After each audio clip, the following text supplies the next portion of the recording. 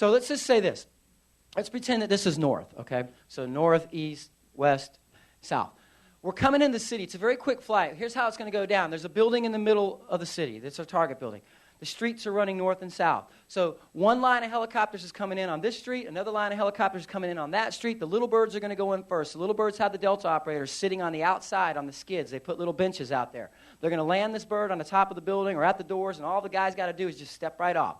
Little birds are, if you don't know what that is, it's a two-man little helicopter. It looks like a bubble. If anybody remembers Magnum P.I., that's what they flew up and down the beach. It looked like a little bird, right? So these guys go in first, and the Rangers would come in on Blackhawks right behind them, and we would rope in at 1, 2, 3, 4 corners of the building, and then we would put a perimeter around the building and make sure that those guys doing their job on the inside were free to do their job. So we had their back.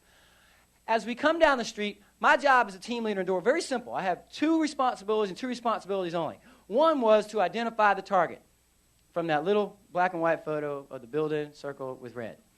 Now, I don't know how many aerial photos y'all have seen in your time of a downtown third world city.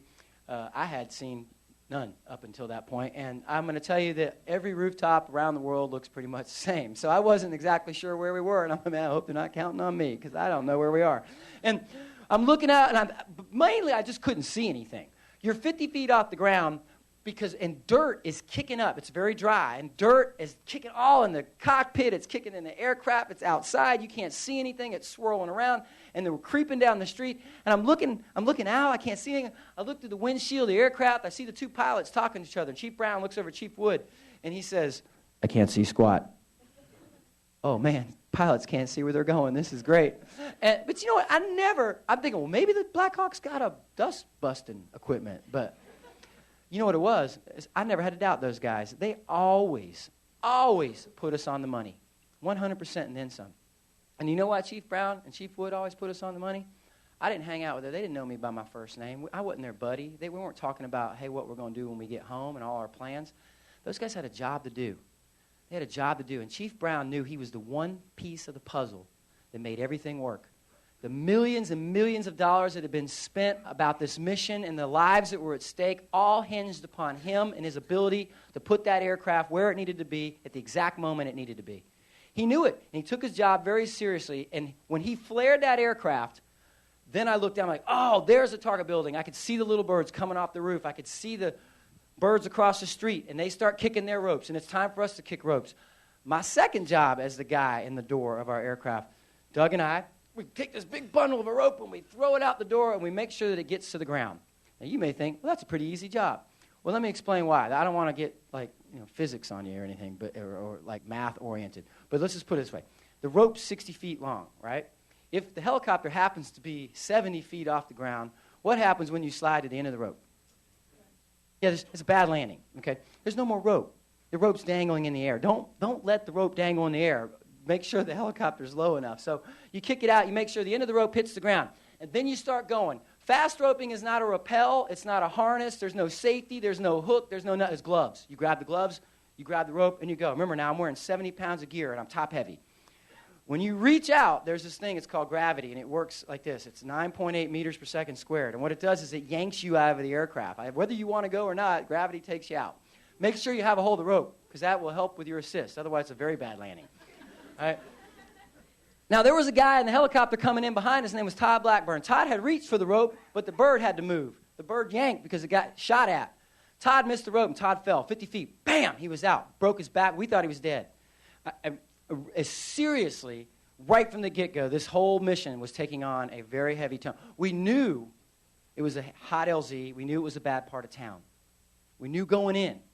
But what we didn't know was when we came out, we'd be 18 men short. And 78 were wounded out of the 150 guys that went in. You do the math, that's well over 70% of the guys got hit. And I'm telling you, those numbers would have been significantly higher.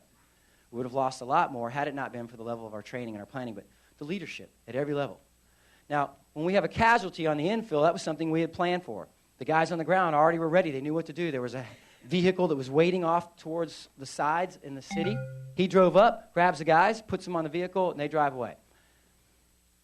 I'm the last man out of my helicopter. As I reach for the rope to go, I look over at my crew chief. My crew chief's standing right here. His name was Ned Norton. Ned looks like Darth Vader at this point because he's got the black helmet on, he's got the visor down, he's got the mask on, and he's looking at me. Ned had put this sticker across his helmet that said "No Fear." It was in black and white, or red, white, and blue. And he was all excited about this sticker because apparently he was proud of it. He was yelling it at everybody as we're all going out, "No fear!" Man. You know, I'm looking at him, and he looks at me, "Remember, no fear." I'm like, "Screw you!" You know. You could hear gunfire going off, and Todd Blackburn just falling out of the aircraft. There's no fear. I was scared. I'm not lying. And it's easy for a guy to tell you no fear who's flying away. All right, so he said, "No fear." Okay, but when I hit the ground, we were right where we needed to be. We were really from here to that wall. 35 minutes later, the mission is done. The Delta operators got 12 people that were on our most wanted list. Were in that building. Now, Deed wasn't in the building. He wasn't supposed to be there. But we got 12 of his bad guys. They brought him out, had him flex cuffed up. The Humvees that were waiting with the other Rangers pull up real quick, put the bad guys on the trucks. Trucks drive away. The rest of us are waiting to go home. When we hit the ground, there were people shooting, but it wasn't that bad. And I still, as many times I told this story, it always sounds funny to me that I would say there were people shooting, but it wasn't that bad. It wasn't bad because they were missing, which is that if people shooting at you, that's what you want. Okay, just remember that. Make them miss. All right, think small. So 35 minutes later, mission's done. We're all waiting to get home. We're waiting for exfil. Mission's done, and I'm seriously thinking, man, we're combat veterans. I'm gonna finish this letter to my mom. I could get a VA loan now. All right, this is gonna be great. Well, that is when the first helicopter got shot down. I was on a day off from training. I wasn't even supposed to be at work, and there you may, well, it's not fair. I know it's not fair, but there it is. And what are you gonna do about it? You're gonna do the right thing, is what you're gonna do. We were done with the mission, waiting to go home. And just like that, the helicopter gets shot down. That wasn't even supposed to happen. But we knew what we were supposed to do. Now the mission's changed. The bird crashes 5.5 blocks that way. So it was about 3 blocks this way and then a left-hand turn up here to go secure it. So the mission's changed. We're all going to move on foot because we knew what happened. If there was nobody there to help those guys, we knew what their chances were because the bad guys were already running that way. And they weren't going to make it if we didn't get there in time. So the mission's changed and we got to pick up and go. My squad is about the last group of guys now. I'm watching everybody moving down both sides of the street, and they're heading down that way to make that big left-hand turn. About 120, 130 guys are moving this way now. Just as we get ready to go, I see Doug, my buddy from Texas. Doug is holding his neck, and he runs into the medic, and he goes inside the building like this. And about 3 minutes later, Sergeant Watson has followed him in and comes back out to me and goes, Bourne's been hit. He goes, "You're in charge." I go, "What happened to him, Sergeant?" He says, "Bourne's been hit. You're in charge." I go, "Is he going to be okay? What's wrong with him?" He goes, Hey, Sergeant Thomas, look at me. He says, "You're in charge." And I didn't want that responsibility. I didn't ask for it. It's not fair. You're right. It's not. It's not supposed to happen. Doug shouldn't be getting hurt. You're right. I agree. But there it is. And what are you going to do about it? I knew what to do because I had trained for it. I had planned on it. So they gave me the radio. I took Doug's radio, clipped it on my hip, handed a medical bag over to the Jesus. To Jesus, "Dude, you're the team leader now." "Roger, Sergeant. In Puerto Rico, everybody's a team leader." And I'm so glad you're on my side. Saransky, look after Floyd. Floyd, look after Saransky. Follow me. We're going to make it out of here. Do what you know is right. I get about 5 steps down the road, and Floyd starts yelling, "He's in the tree, Sergeant. He's in the tree." What? Well, there was a guy. Remember I told you people shooting at us? Well, this guy was getting closer.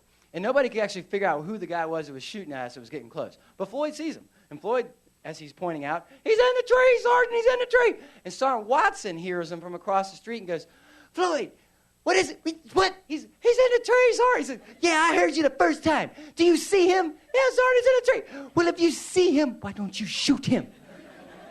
And that was seriously the light bulb I saw go up, bing, right. Floyd's thinking, "Oh, I enlisted into the Ranger Regiment as a machine gunner. That's my job." And his helmet the poor guy looked like Barney Fife, all right, and his helmet got straighter, he put it down, he charged the weapon system, and they teach you when you shoot a machine gun, it gets fired in what's called a 5 to a 7 round burst.